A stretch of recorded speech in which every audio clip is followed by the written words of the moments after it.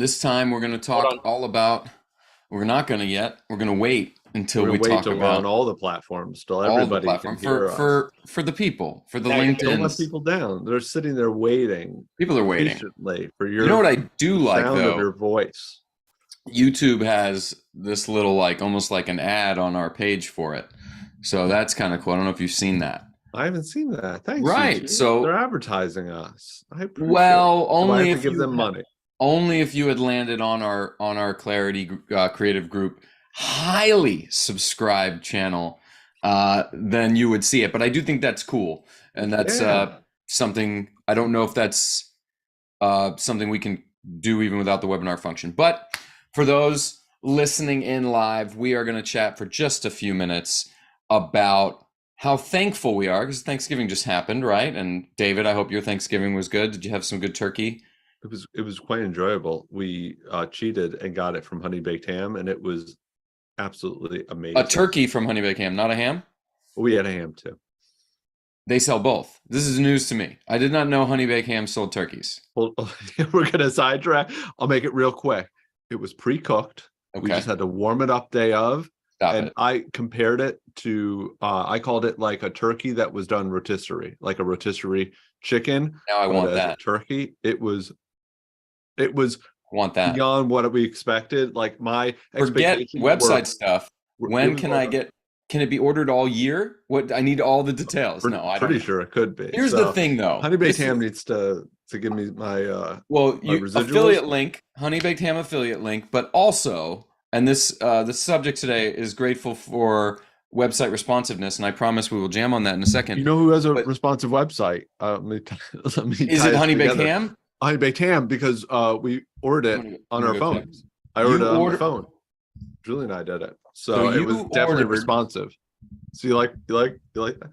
You ordered your honey baked ham and honey baked turkey, Uh-huh. which again I do think their branding is amiss in that they don't do a good job letting people know they have other things than turkey. But I love this, and they were mobilely responsive. So I'm pulling up the site right now, real time. I'm squeezing it on my browser. It is absolutely good, mobile Oh yeah, responsive. it was So great. David, give Pick the. the delivery date. It was phenomenal. I love it, and they have a cyber shipping up top, little banner. We do that for clients too. Give people a sense. What's the technical side of mobile responsive? People have heard this word. Back in the day, we were talking about it with Mike earlier today. There used to be websites that would have a desktop version and a mobile version. Yeah. What the hell is all this about? Okay, so I want to say like maybe all right, let's go back 15 years, right? Let's do the history, right? 15 years ago, you really only had one thing, and that was a desktop view website, right? And that usually would show up on your regular screen. It's standard on how we were used to working things. Chances are, whatever you saw on one screen, most screen sizes were 15 to 17 inches. That was like the standard thing. And you had really just one version of your website. Move ahead to the mobile device, the mobile internet, all that. Thank you iPhone, thank you Android. Great, we've spoken about that many times. The bringing of that brought the mobile view of things, and as much as the pinching and the zooming weren't horrible, like there was like cool, I could see the entire New York Times website, was really neat at some point. But then it was kind of like, yeah, but then it was like you zoomed in and then you would move over, and then before you know it, like you were like having, it was hard to read stuff sometimes. So back again during that time, people began building websites for mobile only, and that uses usually it was like it would know you were on a mobile device, or you could go to the mobile only version. You would go to like M dot, or it would be mobile dot or something like that, or S dot. There was different ones. And so you'd see there'd be two websites that you could visit, the mobile versus the desktop. Well, over time, technology and websites have changed, and we now have really come up with the abilities to create responsive platforms. And I'll give credit, and I think, and somebody can probably call me out wrong on this, but I'll put it out there. I believe it was almost Twitter actually or one of the people from some of the Twitter like knowledge groups or whatever, like through ideas, that created what would be like the code that said, if sites this big show 3 columns, if sites this big show 1 column, and it folds, right? Your website kind of folds. So that's where websites have become. That's what a responsive website is. So you're only building one website. Back when you had the M dot or some other different like URL, you probably were putting 2 websites up and having to update the header on one or the phone number on another. Now you just update the one most of the time, and it folds into a mobile view. I love that. That's clippable right there. That is a clippable gem, so anyone can understand the history of why this even had to happen, right? So I'm glad you started with 15 years ago, which we're aging now. That's almost as long ago as the agency started, like literally the Mhm. Clarity Creative. We, And when we we we first we do have a started, website that's not mobile responsive in our, right, our yeah, first because one, they don't need to. it But wasn't, right. Our first website for ourselves wasn't mobile responsive. That didn't exist. That term wasn't real. Now, if I'm probably not going to have the exact number right, but isn't it true that now it's well over 50%, maybe even closer to 60% of on average traffic comes from a mobile device? I think you're safe to say 60% at this point. People will push back. If it's like e-commerce, it might be closer to 50. It's B2B, it might be 45, 50. But we're probably in the, I've seen a few numbers out there, 60. There'll be a study that'll come out and they'll be like 67%. And it's like, okay, if you go to certain sites or whatever. So it's definitely in the majority, but it usually depends on what the site is about. It It feels would be to more category specific. Yeah, no, that's good information. It feels to me very interesting that while social media is very different necessarily from websites, they are very different. They're their own platforms. A lot of them had to make sure that their platform itself operates very clean and easily on Right. on mobile devices. The whole point of it, right? The app craze of 15 to 10-ish, 15-ish years ago was all about people thinking they needed an app when really they needed a mobile responsive website. Right. Well, because that was in that weird time where there wasn't maybe a great way. And it was like, well, if I'm going to set something up, I want an app, not a mobile dot or something like that. So, I remember in the early days, people were asking us for apps, and we even worked on a few before we realized we are not an app company. We are a website design company. tried it. We And tried we it. You got did, to we try dabbled. something. Hey, we had a few that were functional, but the problem is search and all the things we got very, very good at, SEO and all this, that had no connection to apps, right? Apps don't operate that same way. And you had all these rules in the iOS store and the Google store. So while apps are awesome for like your banking or some other sites have good apps, if you will, some e-commerce brands have good apps. I'll say I buy Adidas footwear, not no affiliate, no plug, not like Honey Baked Ham. I don't like their app. I prefer their mobile site. So it's Oh, just one of those things where it's like, what is easier to use, right? And that's where mobile responsiveness became, and of course for November, our gratitude, our thankfulness. Because in the end, while it was frustrating all those years ago to go from desktop only to mobile only to now, it's a standard, right? So if you're working with Clarity, for example, or anyone else, your site should be mobile responsive. And isn't it true that that's actually connected to the algorithm? yes. So 6 years ago, almost like last week or whatever, Google came out and said that they're requiring that all sites are mobile first. So in other words, Google's Or, going to wait, mobile crawl. So first, not Google mobile friendly, mobile first. mobile first. So let me explain Wow. this. Google crawls your website. There's actually a desktop Google crawler and a mobile Google crawler. So if Google went to your website and it could recognize on its mobile that you're serving up a desktop version. Now, again, 99% of all websites out there are mobile responsive at this point. So you're probably not seeing the same thing that you used to. But back in the day, some would be, you're looking at where you got to zoom.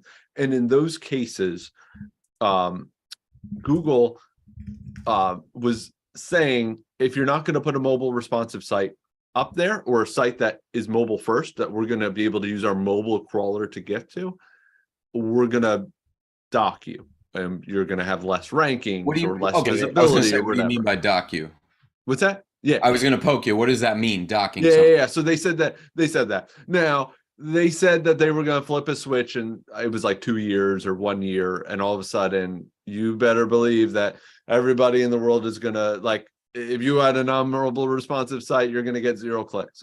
It's funny because they literally mentioned it was something like because of the 6 year anniversary that they're now saying officially we're saying that now like it's going to be now required and it so it took some time, right? Because on paper it sounded like a really good idea, right? But I'm sure if again for some of the large companies and some of the corporations, some of the other organizations that work with Google, I'm sure some of them are going, look, we're not ready, man. You can't do this to us, and we're going to stop advertising with you or whatever it is. And again, I'm speculating, but it just shows the process that it took to get the web 6 years to fully mobile responsive. Yeah, and there are still results that can come up that aren't, right? It's still not a perfect thing with what, a billion, jillion sites out there, or some stupid number of the amount of sites that keep going, right? It keeps going every, what, year. There's more sites on the internet than there were in all the years combined, or some wild, ridiculous statistic that the mathematicians like.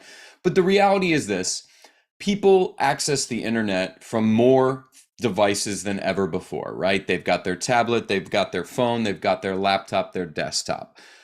Does your site, not you, David, we know, but like anyone watching, does your site conform to that responsiveness? And if it doesn't, it's not like you're going to immediately fall off the face of the earth, but it is very unlikely that you will outperform your competition in whatever the heck you're in.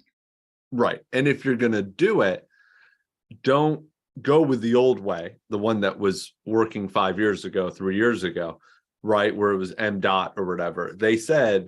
Google says, we want it to be one URL that's mobile first, means that it can be mobile, and everything that you see on the mobile device is what somebody would see on the desktop device. Because if, let's say, you're like, oh, somebody doesn't want to read 13 paragraphs on mobile, I'm going to just show 2 paragraphs. Well, if you're only on mobile showing 2 paragraphs, that's all Google is seeing. That's right. So like you got to think about that, because again, that might hurt in how Google understands that page. So they're seeing your mobile only, they're not seeing your desktop.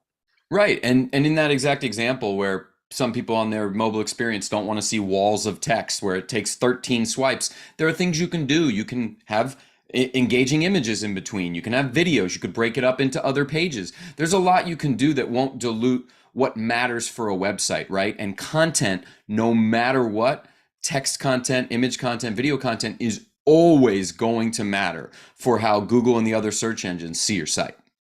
Well, so seeing the site is important, right? And I think one thing that people should do, especially as a user, is if they're again, I think we work on desktop, right? When we update content, we use it on desktop. How important is it to view a site on mobile, right? Your own site, your own brand, your own company. Are you looking at it in on your phone? You can squeeze your screen or whatever, but take a minute, pull up your phone, scroll. How's everything look? Does the text go all the way across?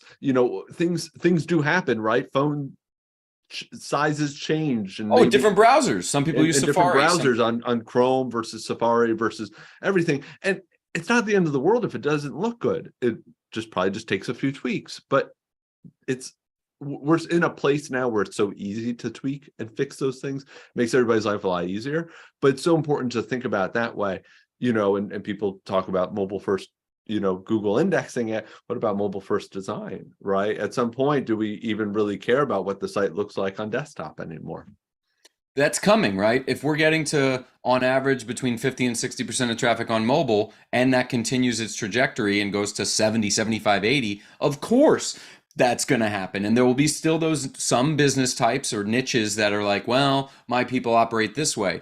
But here's the thing, we have data to support that. And we'll cover things like Google Analytics data, Google Search Console data, and all that in more of these webinars. Next month, we're actually going to walk through a web traffic report. So if you've never received a web traffic report from whoever might be helping you with your website, or you're interested at all in finding out about either your traffic or your keyword rankings, check out our site. You can jump right on iwantclarity.com. You can fill out a quick form with your name and website, and I myself will run some reports for you and give you some data, and we'll talk about all that and more next month on this webinar. So anything else you want to add on anything responsive? Because I know we are both thankful these days, even though it was painful years ago to get here, we're thankful for mobile responsiveness. Oh, it's great to have one site and one site only, and it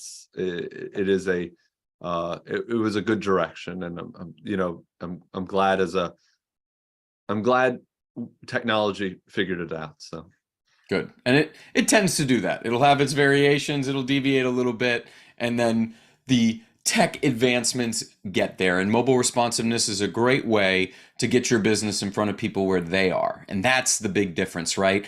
You got to sometimes take yourself out of your own kind of view and figure out, where do my clients or customers or the people that would engage with me, where are they spending time? And again, if your specific business type, like David said, is going to be only individuals of either a certain age or in a certain demographic, maybe you need to have a rock and rollin' desktop and things like that.